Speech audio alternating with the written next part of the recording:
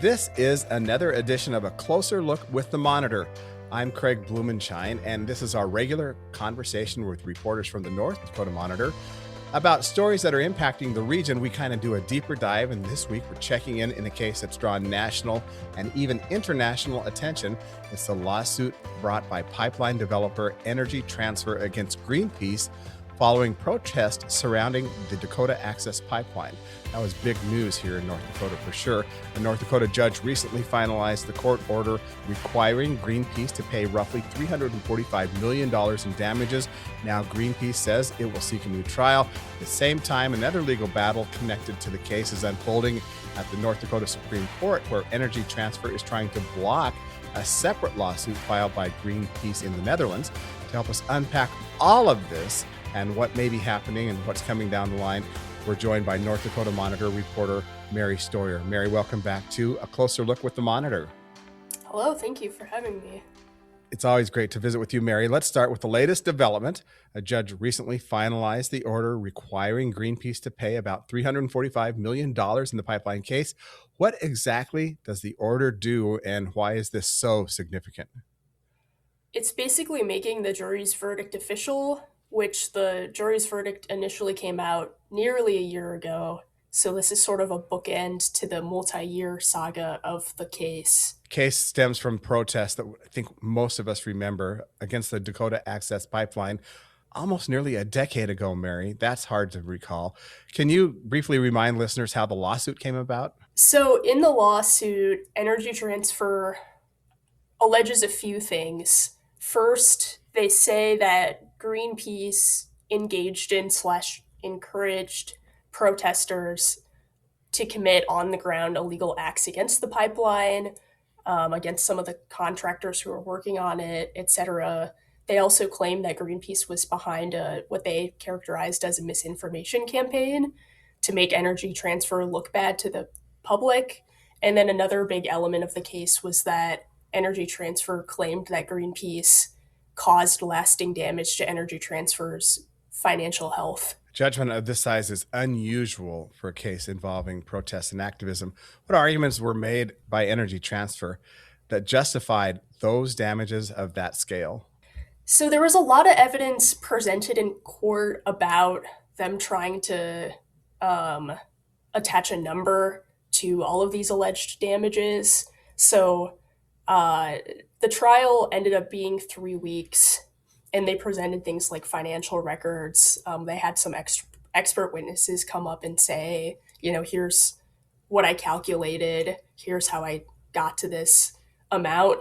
But then, of course, Greenpeace kind of looked at that, and they also presented their own expert witnesses and tried to call all of those numbers into question. So that's kind of the gist of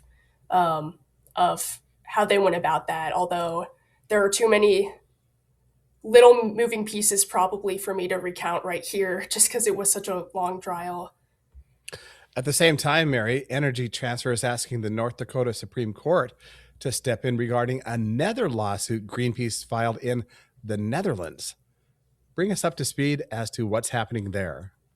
So Greenpeace countersued in a court in the Netherlands, and they are arguing that Energy Transfer filed its lawsuit in North Dakota as a veiled attempt to punish Greenpeace for being involved in the Dakota Access Pipeline protests. And Greenpeace, in the North Dakota lawsuit, their defense is basically that they were never a big part of the protests, and they're getting picked on just because Energy Transfer wants to make an example out of them. And so there's a law in the European Union that is fairly new. I think Greenpeace says it's the first to file under this law, but the law basically says that organizations who believe that they're subject to an unfair sort of like freedom of speech lawsuit, the law says that they can ask to be made whole by a court or ask for a ruling in their favor. One of the things I'm wondering about is how would a ruling in a Netherlands court impact what has already happened in United States courts and specifically about the action you told us about that just happened, solidifying that $345 million judgment. How can a court ruling in the Netherlands impact what's happening here? That's a good question. I'm not really sure how that would all play out. And so to get to what you brought up before, Greenpeace filed that lawsuit in the Netherlands. Energy Transfer asked uh, the district court judge in North Dakota to try to stop that overseas lawsuit. He said no. They've appealed that to the Supreme Court. But the bigger question is, like, does North Dakota have that power to control a lawsuit overseas? Slash, like, what's the ability of that overseas lawsuit to um, make a decision about something that's happening in North Dakota? That all remains to be seen, and it's definitely outside my area of expertise. So, Energy Transfer argues that the Dutch lawsuit is an attempt to intimidate or pressure the company. So, how does Greenpeace characterize that case as it tries to move forward in a court in the Netherlands? It characterizes its own case as trying to kind of make right um, on what they say went wrong in North Dakota from their point of view. So uh, Greenpeace feels it didn't really get a friendly or fair venue in the North Dakota lawsuit, and so um, they see the Netherlands case as sort of one of their only avenues for justice, and what they say is an example of them being unfairly targeted. So, the litigation has drawn attention from environmental groups, free speech advocates, and the oil industry. Mary, do you have a sense of broader legal or political implications that this case could now have? I think a lot of environmental activists and free speech advocates are concerned that it could be a blueprint that potentially other businesses look to go after people who are speaking out, and that could intimidate people into maybe thinking twice before they protest. I think people in the energy industry think that this judgment is an example of justice being served. And even Energy Transfer has said that they support free speech, they support like lawful protest, whatever they think that looks like, but that this one was an example of Greenpeace, in their words, going too far, and that they just think that um, Greenpeace should pay for that. Do you have a sense, Mary, as to what legal experts are saying about this lawsuit now being filed by Greenpeace in the Netherlands? I haven't had a chance to talk to them much, except for hearing what Greenpeace's own attorneys are saying about it. Um, One interesting thing that happened was the state of North Dakota filed a brief in the North Dakota Supreme Court case where Energy Transfer appealed the district court judge's decision not to do anything to try to stop the Netherlands case. And in that brief, the North Dakota Attorney General's office said, like, this is sort of a territory North Dakota courts haven't really ruled on yet. Please take this opportunity to add clarity to this issue of like when North Dakota courts can potentially uh, try to stop legal actions in other countries. So kind of the vibe I got from that is that this is uncommon and that legal experts are looking for clarity in this area, at least when it comes to North Dakota. As we wrap this part of our closer look with the monitor up, what are the next steps that we should be watching for in the case over the coming months? So Greenpeace has said, in addition to requesting a new trial, it could try to file a request to have the judgment amended. It could also, if the request for a new trial isn't successful, appeal to the North Dakota Supreme Court. So that could potentially um, be in the future. For now, we're just waiting to see what its initial next steps will be, which, as I understand it, is the request for a new trial. Mary Stoyer is a reporter with the North Dakota Monitor, where you can read more about the Greenpeace pipeline case and the lawsuits now that continue on surrounding the case. And you can also certainly keep up to date on other state and regional news at northdakotamonitor.com. You can read all of their great reporting free from paywalls, free from subscriptions at northdakotamonitor.com. Mary, thanks for joining us in this first segment of this A Closer Look with the Monitor. Thank you very much. This edition of A Closer Look with the Monitor continues as we welcome back Amy Dalrymple. She's the editor-in-chief of the North Dakota Monitor. This weekend, Democrats from across North Dakota will gather in Bismarck for the Democratic NPL State Convention. These conventions have been a place where party members debate ideas, adopt policy positions, and begin shaping strategy for upcoming elections. In today's political environment, campaigns often unfold online and year-round. So the question is what is the role of a traditional party convention? How is it evolving? And now Amy joins us to talk about this weekend's gathering. Amy, welcome back to A Closer Look with the Monitor. Hi, Craig. Happy to be here. I'm glad that you are with us. So Amy, as we talk about the upcoming convention here in Bismarck, what role is this convention playing for the political party in North Dakota? Is that role changing a bit? Sure. Our team's going to be covering the Democratic convention that's meeting in Bismarck this weekend.